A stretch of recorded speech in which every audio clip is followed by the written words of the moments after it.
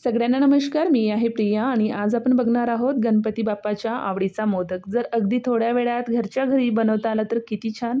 आज मी तुम्हाला दाखवणार आहे इन्स्टंट रवा मोदक रेसिपी. अगदी झटपट, सोपी आणि खूपच चविष्ट. चला तर मग सुरुवात करूया इन्स्टंट रवा मोदक रेसिपीला.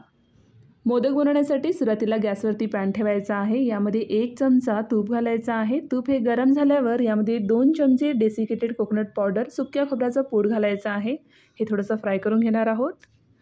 इथे कोकोनट पावडरला तुपामध्ये लालसर होईपर्यंत परतवून घेण्याची गरज नाही, फक्त लाईट असं परतवून घ्यायचं आहे. तर अशा प्रकारे परतवून घेतल्यानंतर यामध्ये 1 वाटी रवा घालायचा आहे. उपमा बनवण्यासाठी जे रवा आपण वापरतो तेच रवा इथे मी घेतली आहे. इथे गॅसची आंच हे पूर्णपणे कमी ठेवायचा आहे. कमी आचेवर रव्याला तुपामध्ये चांगल्या प्रकारे भाजून घेणार आहोत. रवा हे भाजत असताना दुसऱ्या बाजूला पाणीसुद्धा गरम करून घ्यायचं आहे. तर दुसऱ्या गॅसवरती एक भांडं ठेवायचं आहे. यामध्ये 2 वाटीपर्यंत पाणी घालायचं आहे. इथे आपण 1 वाटी रव्याला 2 वाटी पाणी हे घेतलं आहे. तर पाण्याला इथे आपल्याला उकळी काढून घ्यायचं आहे. आता दुसरीकडे रवा देखील चांगल्या प्रकारे भाजून घ्यायचा आहे. रवा हे भाजून घेताना यामध्ये 2 चमचे सुके मेवे बारीक असं कट करून यामध्ये घालायचं आहे आणि हे देखील इथे भाजून घेणार आहोत. इथे मी काजू, बदाम आणि पिस्ता हे घेतली आहे. जवळपास 2 ते 3 मिनिटापर्यंत रवा हे भाजून घ्यायचा आहे. रवा भाजल्यावर छान असा सुगंध यायला लागतो. रवा हे छान असं भाजला गेला आहे. इकडे पाण्याला सुद्धा उकळी आलेली आहे. आता उकळत ठेवलेल्या या पाण्याला आपण रव्यामध्ये टाकणार आहोत. कमी आचेवरच गरम पाणी हे रव्यामध्ये घालायचं आहे. इथे आपल्याला गॅसची फ्लेम हे पूर्णपणे कमीच ठेवायचं आहे. पूर्ण पाणी यामध्ये घातल्यानंतर लगेच चमचेने मिक्स करायचं आहे, जेणेकरून याचे गुठळ्या हे तयार होणार नाही. एकदा हे मिक्स करून घेतल्यानंतर यामध्ये पाव वाटी दुधामध्ये फूड कलर मिक्स करून यामध्ये घालायचा आहे. घरात जर केसर असेल तर पाव वाटी दुधामध्ये केसरसुद्धा मिक्स करून यामध्ये घालू शकता. फूड कलर घातल्यामुळे मोदकला छान असा कलर येणार, त्यामुळे यामध्ये मी फूड कलर वापरली आहे. जर नको असेल तर ते तुम्ही इथे स्किप करून घेऊ शकता.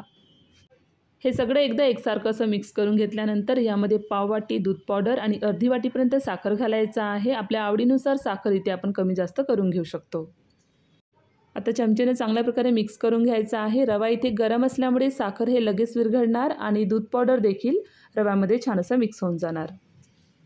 सुरुवातीपासून तर आतापर्यंत हे सगळं प्रोसेस करून घेताना गॅसची आंच आपण पूर्णपणे कमीच ठेवलेला आहे. हे मिश्रण एकसारखं असं मिक्स करत राहिल्यामुळे गुठळ्या देखील तयार होणार नाही. असं मिक्स करून घेतल्यानंतर यामध्ये अर्धा चम्मच वेलची पूड घालायचा आहे आणि 1 चमचा यामध्ये तूप घालणार आहोत. आता कमी गॅसवरती 2 ते 3 मिनिटापर्यंत मिश्रणाला मिक्स करून घ्यायचं आहे. यामुळे साखर देखील पूर्णपणे विरघळून जाणार आणि मिश्रण देखील थोडंसं जवळ येणार. तर असं तयार करून घेतल्यानंतर गॅसची आंच इथे बंद करायचं आहे आणि हे मिश्रण बाजूला काढून ठेवून देऊ. रवा मिश्रण हे थोडंसं थंड झाल्यावर इथे मोदक बनवण्यासाठी मी मोदक मोल्ड घेतली आहे. मोदक मोल्डला थोडंसं तूप किंवा तेल लावून घ्यायचं आहे. हाताला सुद्धा थोडंसं तूप लावून घ्यायचं आहे आणि मोदक मोल्डमध्ये तयार केलेला रव्याचं मिश्रण नीट भरून घेणार आहोत. मोदक मोल्डमध्ये मिश्रण हे थोडंसं जास्तच भरून घ्यायचं आहे. मोदक मोल्डमध्ये मिश्रण हे भरून घेतल्यानंतर ते बंद करून घ्यायचं आहे. एक्स्ट्रा जर मिश्रण असेल तर ते काढून घ्यायचं आहे. या बाजूने सुद्धा मिश्रण हे दाबून भरून घ्यायचं आहे, त्यामुळे मोदक हे परफेक्ट बनून तयार होणार. इथे आपण मोदक मोल्डचा वापर केल्यामुळे मोदक बनवण्यासाठी जास्त वेळ लागत नाही. एकदम झटपट आपण मोदक हे बनवून तयार करून घेऊ शकतो. तर हे बघा, कमी वेळामध्ये परफेक्ट मोदक हे बनवून तयार झालेलं आहे. तर याच पद्धतीने उरलेले सगळे मिश्रणाचे मोदक हे तयार करून घेणार आहोत. तर अशा प्रकारे रवाचे इन्स्टंट मोदक हे खूपच छान तयार होतात. तुम्ही सुद्धा नक्की ट्राय करून बघा. तर अशा प्रकारे झटपट रव्याचे मोदक हे तयार करून गणपती बाप्पाला नैवेद्य म्हणून अर्पण करूया.